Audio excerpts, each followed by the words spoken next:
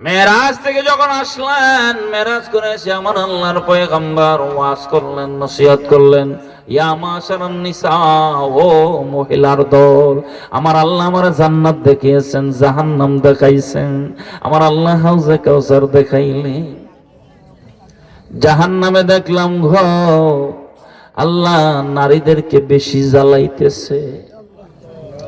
মহিলাদের পক্ষ থেকে জানতে চায় আল্লাহর পয়গম্বর কোন কারণে আমাদেরকে আল্লাহ বেশি জাহান্নামের আগুনে জ্বালাবেন।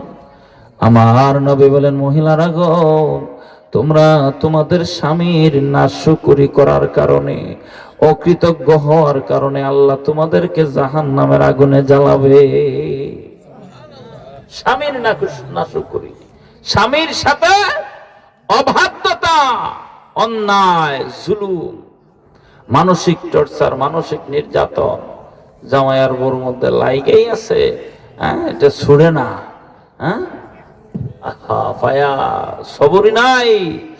লাগাবাড়ির ভাই হিসাবে ওনার ওয়াইফরে 5,000 টাকা দামে শাড়ি দিছে, আপনি দিতে না কেন? কথা কর না, এটা করো না মা গো।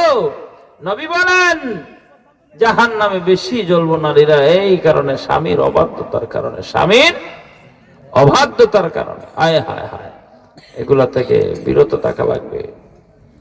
আমার প্যারা নবী বলেন,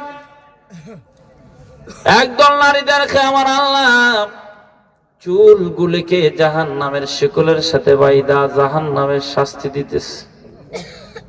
এটা কিসের জন্য?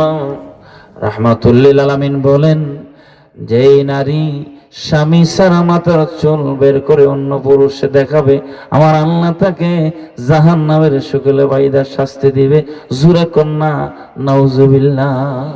আল্লাহ শাস্তি থেকে আমাদের মা বোনকে হেফাজত করবো, বলুন আমিন। পর্দা, পর্দা বসে দেখালে কি ওই মৌলভী সাহেবের বউয়ে পর্দা করবো আর আপনার বউয়ে পর্দা করবো না? মুমিন নরনারী সবার উপরে পর্দা ফরজ, ঠিক না বেঠি? আমার নবী প্যারা নবী বলেন, 4টা আমল যদি নারীরা করতে পারে, নারী সমাজের মধ্যে 4 গুণ যদি পাওয়া যায় গো, আমার আল্লাহ তাদেরকে বেহেশত দান করে দিবে। কয় গুণ?